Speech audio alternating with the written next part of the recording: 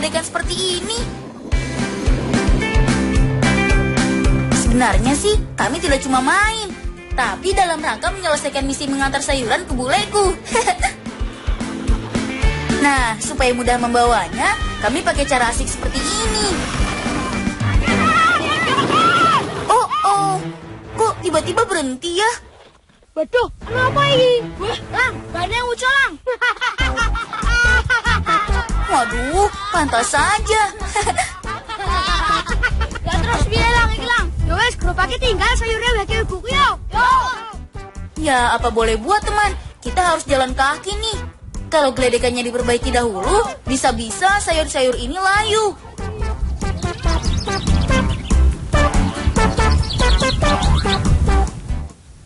Ya enak sing masa ibuku lagi. Kawan, kami anak-anak kaki Gunung Merbabu nih. Disebut seperti ini karena kami tinggal di bagian selatan kaki Gunung Merbabu, salah satu gunung tertinggi di Jawa Tengah. Nama daerahnya Kecamatan Selo, Kabupaten Boyolali. Tempat tinggal kami diapit oleh dua gunung loh, Gunung Merbabu dan Gunung Merapi. Masyarakat desaku memanfaatkan kesuburan tanah ini dengan bercocok tanam sayur mayur. Selain tanahnya yang subur, tempatnya yang berada di dataran tinggi sangat cocok untuk perkebunan tanah miring. Nah, ini dia buleku. Sepertinya ia sudah terlalu lama menunggu kami nih. Jamu godong teh. Bule, niki sayurnya bule. Ayolah sana kono le. Ye, dikon ta. Bule, niki sing ajeng diresiki pundi niki? Iki lho Lang kabeh iki diresiki kabeh. Oh nggih. Teman, sebelum dibawa ke pengepul, sayuran harus dibersihkan terlebih dahulu ya. Seperti loncang ini. Daun loncang mirip seperti daun bawang. Kami sering menyebutnya begitu. Loncang biasa digunakan untuk pelengkap masakan. Pada bagian luar kulit sayur, biasanya masih banyak tanah yang menempel. Lang, aku mau leh pesenan kanggone ibumu. Nggih. Kowe kon golek jenggot alas mergo asam urape kumat. Nggih. Waduh, ternyata asam urat ibuku kambuh lagi kawan. Kasihan nih ibu. Kalau begitu, aku harus bertindak nih. Bocah, kowe kok ngancani aku golek jenggot alas ning merbabu yo? Yo.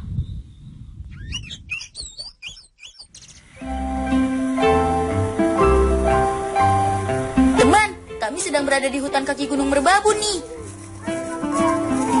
Hutan di sini ditumbuhi oleh pohon pinus dan juga akasia. Makanya banyak jenggot hutan yang hidup di sini. Tapi di mana ya? Mungkin harus lebih ke dalam lagi nih. Nah, ini dia jenggot hutan yang kami maksud. Bukan jenggot manusia ya. Jenggot hutan adalah salah satu jenis lumut hutan.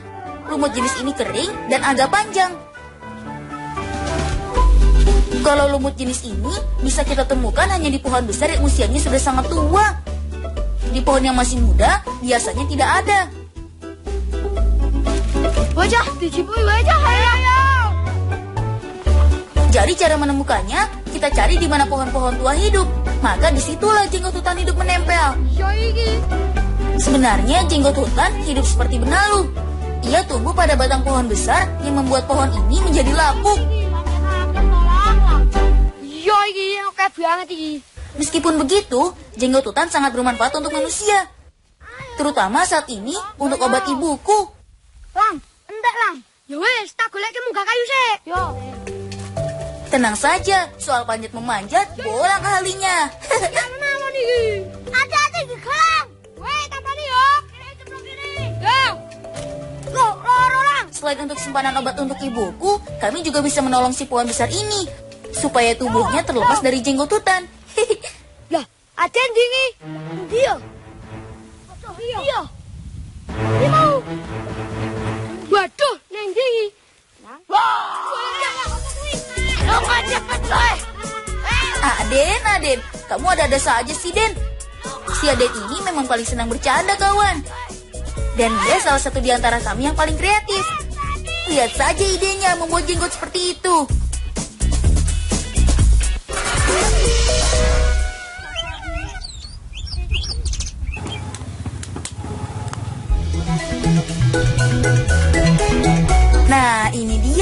kawan. Hari ini ibu tidak bisa ke kebun karena asam uratnya kambuh, teman. Makanya tadi buleku yang menggantikannya.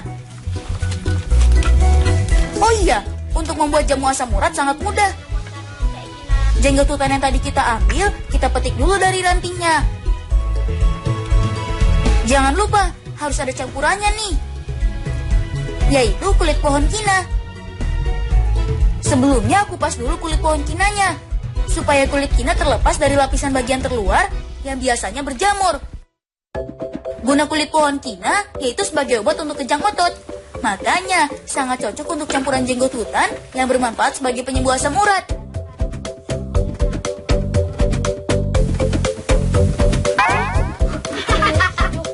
Hati-hati panas, Le.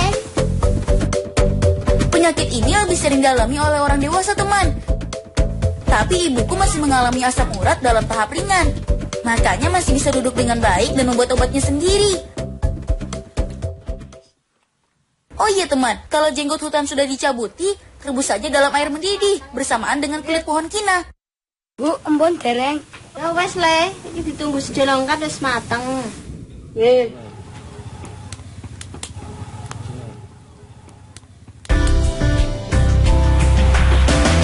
Sepertinya sudah bisa diminum nih. Oh, pasti pahitnya dahsyat nih teman.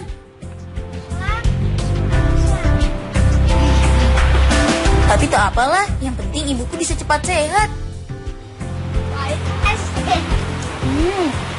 Enak lah. Bu, niki Bu ajeng nyobi, Bu. Niki Bu. Niki Bu. Niki Bu. Niki Bu.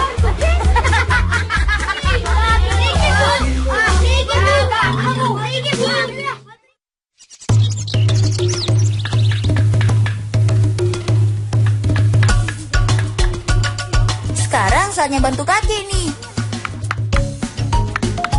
Teman, Kabupaten Boyolali ini terkenal dengan sapinya karena merupakan penghasil susu terbesar di Jawa Tengah. Nah, selain susu sapinya yang keren, ada cara unik untuk perawatan sapi. Kakekku ini salah satu pekerja jasa salon sapi. Biasanya sapi yang hendak dijual harus ke salon dulu. Maksudnya dilakukan perawatan supaya sapi tampak menarik. Supaya baik api. Pemotongan kuku sapi juga penting untuk kesehatan sapi. Kuku yang tumbuh panjang bisa menghambat pergerakan ternak. Kasian kan kalau sapi ini sampai sakit gara-gara kukunya panjang.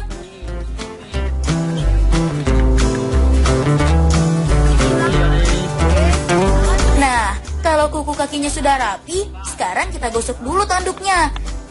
Wes lang, wes ngono sapi saiki gendhi dandane sing ngene ya, Le. Lang. Biasanya salah satu ciri sapi sehat, selain kulitnya yang bersih dan kuku kakinya rapi, tanduknya harus bersih dan bebas dari jamur. Karena sapi tidak bisa membersihkan tanduknya. Makanya, kita harus bantu untuk membersihkannya, teman. Iya, kono. Ya, terus. Tubuh sapi dan bagian tanduknya seringkali kotor dan kusam, bahkan berjamur.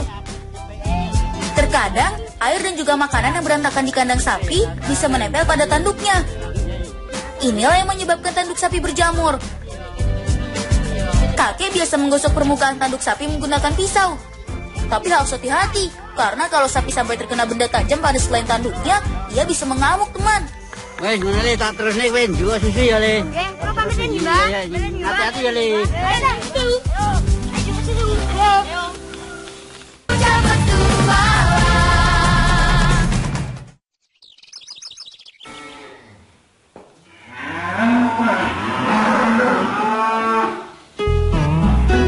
Ini dia, karena sapi milik padeku.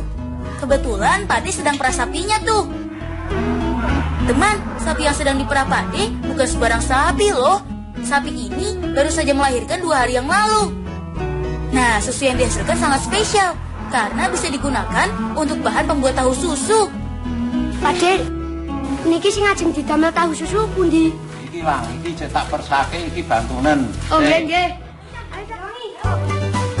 Tidak semua susu sapi bisa digunakan sebagai bahan pembuat tahu. Hanya susu dari sapi yang baru melahirkan saja yang bisa. Lang, nek arep mewang meres iki, nganggo mentega iki ya, tangane ya.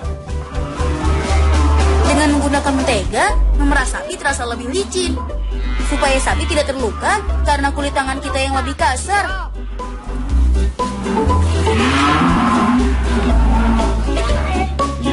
atau anak sapi yang disayang-sayang Dias ini adalah anak dari ibu sapi yang sedang diperah. Karena sapi hanya membutuhkan waktu kira-kira 15 menit untuk bisa berdiri setelah lahir, makanya jangan heran kalau anak sapi ini sudah bisa berjalan.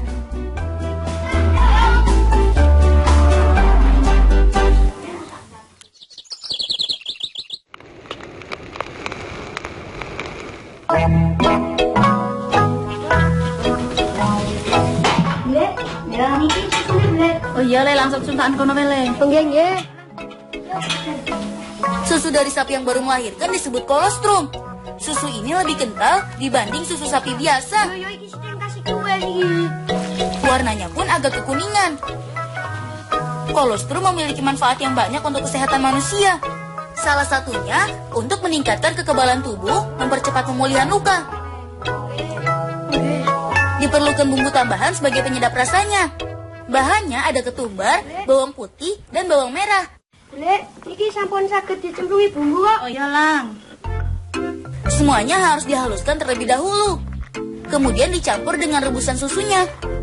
Susu harus direbus hingga menggumpal, teman. Lagi diudak gen rata Lang. Ini. Merebusnya hingga 1 jam, maka susu akan menggumpal dan mengumpul di permukaan air. Dan sisa airnya akan berkurang kepekatan warnanya. Nah, gumpalan inilah yang bisa menjadi bahan dasar tahu. Tidak semua susu jika dimasak bisa menggumpal seperti ini. Hanya susu kolostrum saja yang bisa. Wis Lang cukup, melak dinet-net. Oke nggih, Bule. Yas, diwadahi wi. Tak bisa Nah, kalau sudah banyak gumpalannya, saatnya kita saring. Hati-hati Lang, aja nganti pecah. Oke nggih, Bule. Nah, setelah disaring, kita padatkan supaya bisa saling menempel dan membentuk seperti wadahnya. Oke nggih, Bule. Padatkan hingga air yang menyatu pada susu ini menjadi terpisah. Supaya saat digoreng nanti tidak hancur, air harus benar-benar tiris, teman. Jangan lupa dipotong dulu ya. Cihuy, tahu susu siap digoreng nih. Goreng Den. Hati-hati, minyaknya sangat panas. Kalau sampai terkena kulit, bisa berbahaya, teman. Jika sudah masuk dalam wajan, diamkan dulu hingga warnanya kuning keemasan. Jika sudah begitu, barulah bisa dibalik. Karena gumpalan susu ini sangat mudah hancur, jadi harus teliti dalam memasaknya. Untuk mendapatkan gizi dari makanan, kita bisa mengolahnya dengan banyak cara. Salah satunya tahu susu ini. Dengan cara memasak seperti ini, bisa menyiasati adik-adik yang tidak suka susu untuk tetap mendapatkan gizi yang baik. Yo wes, nyalang ternanya ngene ukuran. Oke, Bule. Ayo, Cah. Ayo.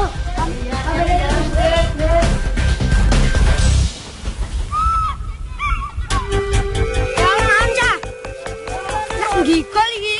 Sepertinya kita terlalu lama memasak di dapur tadi nih. Ternyata langit sudah nampak agak redup nih, teman. Ayo dong, jalannya yang cepat. Pasti keluargaku sudah menunggu di rumah bule nih. Hati-hati loh. Bos. Waduh. Pecah lang. Loh, kepiye lagi? Waduh, Syahdan. Piye kasan lagi? Oh, oke piye ki sajan ki? Anggo cek kok malah dolanan. Terus piye lang? Yo wis, ae dhewe gawe singkong nggon pring wae, sumbune jupuk kuwi. Oh iya lang. Yo wis yo. Yo. Ya sudah, kita coba bikin ublik saja untuk menggantinya. Lho iki jan pringe. Oh iya. Yo gawan asa iki? Yo lah. Oh iya, kalau kalian tahu, ublik adalah semacam lampu sumbu, namun terbuat dari bambu. Karena dalam upacara syukuran rumah, lampu semprong yang berguna sebagai syarat upacara harus ada. Dan, Dan. Kami menggantinya menggunakan ublik ini, teman.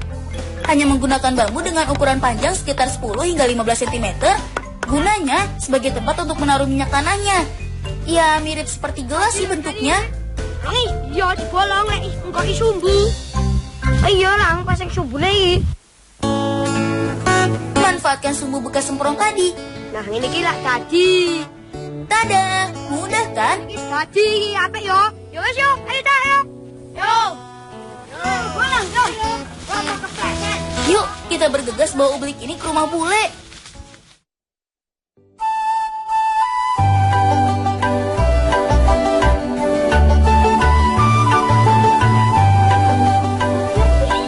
Teman, sudah waktunya upacara dimulai nih. Di sini aku harus membantu Bibi. Mbah niki sajene, Mbah. Iya, Lang. Dalam tradisi adat Jawa, kami biasa melakukan upacara syukuran rumah jika ada yang berpindah rumah. Kebetulan, beberapa hari lalu, bule baru saja pindah rumah. Monggo bapak-bapak, ibu-ibu, griya enggal menika hadipun dalemi monggo dipun ubengi sesarengan kalian kula.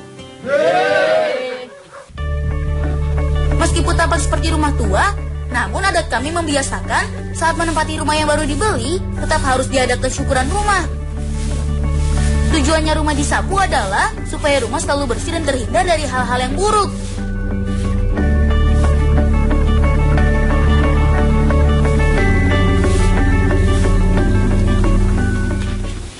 Enjo Lang. Enjo.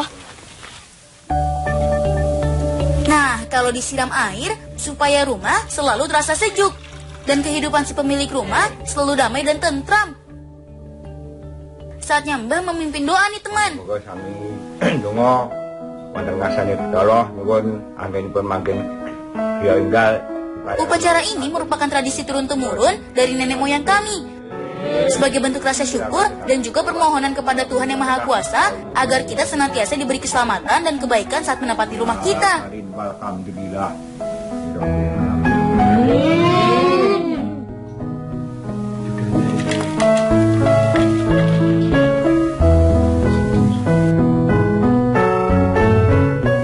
Lang, sendiri gorene Lang. Nah, tahapan terakhir, ublik yang diletakkan di atas tanah yang berisikan sesaji ini sebagai tanda supaya rumah selalu diberikan cahaya terang kehidupan. Api ini harus selalu menyala dalam waktu beberapa hari loh. Alhamdulillah acarane wis rampung, ayo maamane padha dimaem bareng-bareng. Kalau yang terakhir, tahapan yang paling mengasyikan, yaitu acara makan-makan.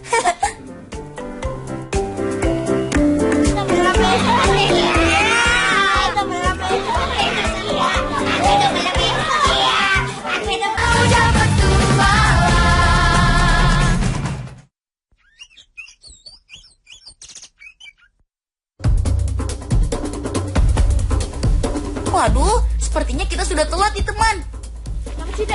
Yo. Wis kae yo. Tuh kan, semua sudah berkumpul. Lang, sudah dekat mau kok. Oh iya, ki mau dadak dandan-dandan saiki mau. Pakde, siap Pakde? Siap. Ayo.